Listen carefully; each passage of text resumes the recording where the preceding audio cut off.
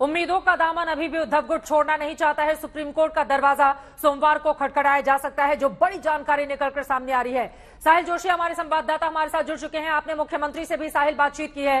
Devendra Fadnavis deputy CM भी काफी खुश नजर आ रहे हैं। एक तरफ एकनाथ शिंदे गुट खुश है, बीजेपी खुश है, उद्धव ठाकरे गुट में मायूसी। आगे क्या होगा? उद्धव ठाकरे जो प्रेस कॉन्फ्रेंस करने वाले हैं, किस तरह की उम्मीद की जाए? क्या संदेश दे सकते हैं उद्धव? देखिए, सबसे बड़ी बात तो यही होगी कि भारतीय जनता पार्टी ने एक उद्धव ठाकरे उनके लिए सबसे बड़ा रोड़ा थे शिवसेना और भारतीय जनता पार्टी को साथ रखने में। बीजेपी का चीफ मिनिस्टर यहां पर उन्होंने एक्सेप्ट नहीं किया था। अब उनकी डीलिंग सीधी एकनाथ शिंदे से हो सकती है और पार्टी का नाम भी उन्होंने अपने साथ में रख लिया है। तो शिवसेना और भारतीय जनता पार्टी मिलकर ही यहां पर सरकार है, ये एक बात बताने में बीजेपी अब कामयाब रहेगी, क्योंकि उनकी प्रतिक्रिया हम देख रहे हैं उस तरीके से। उसके साथ साथ दूसरी एक अहम बात यहां पर होगी कि उद्धव ठाकरे हिंदुत्व का साथ छोड़कर कांग्रेस एनसीपी के साथ गए थे। इसके लिए पूरी पार्टी ने उनके खिलाफ पार्टी उनके खिलाफ गई और इसीलिए इलेक्शन कमीशन ने पार्टी का नाम और सिंबल ये एकनाथ शिंदे को दिया है। इसका प्रचार भी किया जा सकता है, क्योंकि उद्धव ठाकरे कुल मिलाकर सिंपैथी पर अपनी बात रखने की कोशिश कर रहे थे कि किस तरीके से जब वो बीमार थे तब उनके खिलाफ यह बगावत की गई। 40 विधायक यहां से लेकर सूरत के रास्ते चार्टर्ड फ्लाइट के जरिए गुवाहाटी को ले जाया गया और उसके बाद कोर्ट का सहारा लेकर उनकी सरकार यहां पर गिराई गई। राज्यपाल ने भी उनको उसमें मदद की। इस तरीके का एक माहौल बनाया जा रहा था। उसका जवाब अब इलेक्शन कमीशन के फैसले से दिया जाएगा कि इलेक्शन कमीशन ने मान लिया कि ज्यादातर लोग एकनाथ शिंदे के साथ है। जो ओरिजिनल शिवसेना है वो एकनाथ शिंदे के साथ है। उद्धव ठाकरे के साथ उनकी अपनी कोटरी बची है जो ओरिजिनल शिवसेना नहीं है। 1966 में शिवसेना की स्थापना हुई थी। उनकी जिंदगी में, शिवसेना की जिंदगी में पहली बार बिना ठाकरे सरनेम का एक व्यक्ति शिवसेना का मुख्य नेता बनेगा, शिवसेना को लीड करेगा और अब शिवसेना को बीजेपी के साथ यहां पर सरकार भी चलाएगा।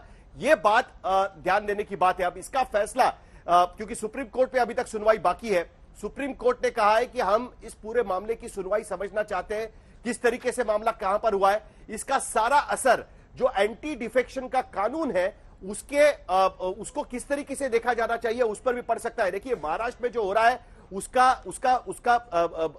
उसको सामने रखकर अब देश में जहां जहां पर इस तरीके की स्थितियां पैदा होगी वहां पर यह हो सकता है। लेकिन उद्धव ठाकरे लेगेसी क्लेम करेंगे जो साफ नजर आ रहा है। हमने तेलुगु देशम के मामले में देखा था कि एनटी रामाराव के जिंदा होते हुए भी उनके जमाई चंद्रबाबू नायडू ने उनसे बगावत की। मैक्सिमम विधायक ज्यादातर पार्टी के ऑफिस बेरर्स चंद्रबाबू नायडू के साथ चले गए और एनटी रामाराव कभी भी जो पार्टी उन्होंने खुद बनाई थी उस पर कभी दावा नहीं कर पाए।